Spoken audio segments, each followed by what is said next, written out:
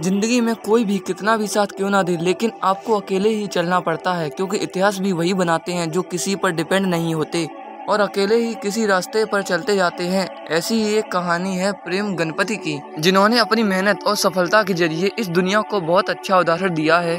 तो hello friends, मैं अभिषेक, आपका एक नई और नॉलेजेबल वीडियो में स्वागत है। तो आज मैं आपको बताने वाला हूँ डोसा प्लाजा के ओनर यानी प्रेम गणपति के बारे में। दरअसल प्रेम गणपति का जन्म तमिलनाडु के नागलपुरम गांव, जो कि तुतीकोरिन जिले में पड़ता है, वहां हुआ था। इनका परिवार बहुत ही गरीबी से गुजर रहा था, क्योंकि घर में ये 9 लोग थे।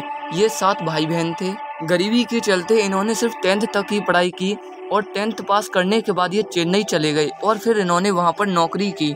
ये अपनी फैमिली से बहुत ही छोटी सी उम्र में अलग हो गए और ये नौकरी के जरिए हर महीने 250 रुपए कमाया करते थे, जिससे इनकी फैमिली को भी बहुत सहारा मिला और इनके हालात भी ठीक हुए। लेकिन प्रेम गणपति इतने में ही खुश नहीं थे, क्योंकि रुपयों की चाह तो हर किसी को होती है, इसलिए वो बहुत सारे रुपए कमाने चाहते थे। वो हमेशा कुछ ऐसा करना चाहते थे जिससे उन्हें बहुत सारे रुपए मिले और वो इसके बारे में हमेशा सोचते रहते थे। तभी एक दिन उनके दोस्त ने उनसे कहा, चलो मुंबई चलते हैं और वहाँ जाकर दोनों लोग नौकरी करके बहुत पैसे कमाएंगे। ये सुनकर प्रेम गणपति भी तैयार हो गए, लेकिन उनके माता पिता उन्हें मुंबई नहीं जाने देते। फिर एक दिन वह आया जब वो किसी को बिना बताए मुंबई चले गए। मुंबई जाने के बाद उनके दोस्त ने उन्हें उस अनजान शहर में अकेला छोड़ दिया। वहाँ उनका न कोई ठिकाना था और न ही कोई सहारा था।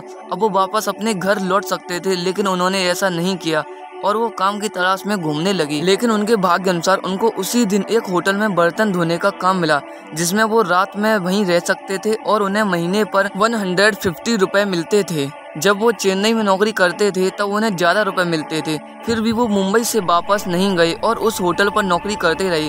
वो उन्हीं 150 रुपए में से अपना और अपने परिवार का खर्च चलाते और रुपए इन्वेस्ट भी करते, क्योंकि वो खुद का होटल खोलना चाहते थे। जब वो ये सब कर रहे थे तब वो मात्र 17 साल के थे। उन्होंने इस छोटी सी उम्र में बहुत कुछ करने का फैसला कर लिया था। अब धीरे धीरे वो अपनी कामयाबी की ओर बढ़ते जा रहे थे।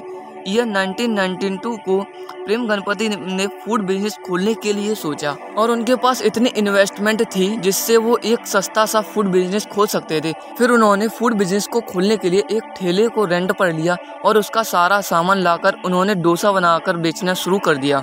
जब किसी भी सामान को कोई भी बेचता है तो सबसे पहले कस्टमर उस सेलर को देखता है, क्योंकि शॉप पर सफाई नहीं होती तो कस्टमर उसकी शॉप पर नहीं जाता। और ये सब प्रेम गणपति जानते थे, उन्होंने ये अपनाया भी। वो अपने फूड शॉप को साफ सुथरा रखा करते थे, जिससे उनकी फूड शॉप पर ज्यादा से ज्यादा लोग आते थे। अब उनका यह फूड बिजनेस बुलंदियां छूने लगा। अब उनको अपने बिजनेस में और लोगों की जरूरत होने लगी। तभी उन्होंने अपने भाइयों को भी इस बिजनेस में जोड़ लिया। जब प्रेम गणपति और उनके भाई इस बिजनेस से लगातार प्रॉफिट पाते गए तो अब अपने बिजनेस को ठेले से हटाकर कहीं और करने का टाइम आ गया था और उन्होंने ऐसा ही किया। ईयर 1997 को प्रेम गणपति अपने बिजनेस को ठेले से हटाना तो चाहते थे, लेकिन उनके पास इतने रुपए नहीं थे कि जिससे वो कोई भी जगह खरीद सकें। लेकिन उन्होंने एक छोटी सी जगह किराए पर ली, जिसका 5000 रुपए पर मंथ किराया जाता था। जब उनका बिजनेस बड़ा हो चुका था तो उन्हें और वर्कर्स की जरूरत पड़ने लगी। तभी उन्होंने वहाँ पर कुछ और लोगों को भी अपने बिजनेस में शामिल किया। वहाँ सुबह सुबह कुछ स्टूडेंट्स डेली ब्रेकफास्ट करने आया करते थे, तो फिर अच्छी आदत होने के कारण उनकी अच्छी दोस्ती हो गई। तभी स्टूडेंट्स ने प्रेम गणपति को वह बिजनेस ऑनलाइन ले जाने के बारे में बताया, लेकिन प्रेम गणपति को इंटरनेट यूज करना ही नहीं आता था। तभी उन्हीं स्टूडेंट्स ने प्रेम गणपति को इंटरनेट का यूज करना सिखाया। जब प्रेम गणपति इंटरनेट का यूज करना सीख गए तभी उन्होंने ऑनलाइन एक्सप्लोरिंग शुरू कर दी और फिर उन्हें ऑनलाइन बहुत सारी डोसा रेसिपीज के बारे में पता चला। अब वो दिनों दिन नई नई रेसिपीज की खोज में लगे रहते थे। उन्होंने अपने बिजनेस को ऑनलाइन ले जाने के लिए प्रेम सागर डोसा प्लाजा नाम से वेबसाइट बना ली। उस समय उनके मेन्यू में केवल 15 to 20 डोसाज की वैरायटीज थीं। अब उनका बिजनेस दिनों दिन आसमान छूता जा रहा था। 2 साल बाद यानी 1999 में प्रेम गणपति ने कुजीन को अपने डोसा में ट्राई किया और यह बेहद अच्छा तरीका भी साबित हुआ। और फिर उन्होंने चाइनीज स्टाइल की डोसा रेसिपी को बनाने की शुरुआत की, जैसे कि रोजवान dosa, American chop suey, paneer chilli dosa आदि। 2003 तक डोसा प्लाजा में 104 बेस्ट डोसा वैरायटी मिलने लगी। जब इनकी डोसा की वैरायटी बहुत ज़्यादा होने लगी और इनका बिजनेस मुंबई से शहर में बुलंदियां छू रहा था। लेकिन उसी टाइम मुंबई में पहला मॉल निर्माणाधीन खुला था, लेकिन डोसा प्लाजा इतना फेमस हो गया कि उसे हर कोई खाना चाहता था। तो उस निर्माणाधीन मॉल की टीम वहां पर डोसा खाने के लिए आती थी। जब वो टीम वहां डेली आने लगी तभी धीरे धीरे उस मॉल के मैनेजर से प्रेम गणपति की मित्रता हो गई।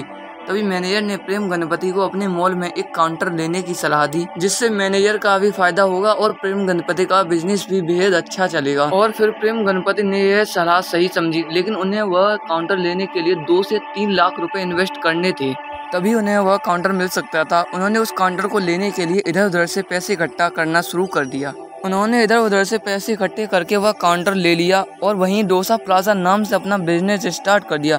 उनका फूड बिजनेस बहुत ही प्रभावी ढंग से आगे बढ़ता जा रहा था। उस मॉल में वह फूड बिजनेस स्टार्ट करने के बाद ही उन्होंने 5 लाख रुपए का प्रॉफिट जनरेट किया। मॉल के जरिए प्रेम गणपति का बिजनेस बहुत ही फेमस हो रहा था, क्योंकि मॉल में हर कोई आता जाता रहता था।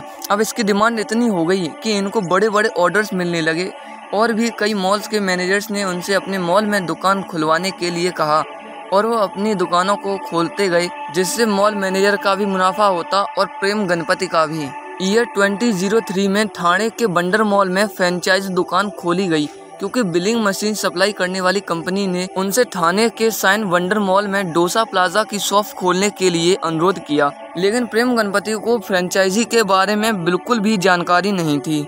लेकिन जब उन्होंने इसके बारे में नॉलेज लेना स्टार्ट किया तो उनको पता चला कि फ्रेंचाइजी फूड तो दुनिया भर में फेमस है और उन्होंने अपने डोसा प्लाजा की फ्रेंचाइजी बनाना शुरू कर दिया।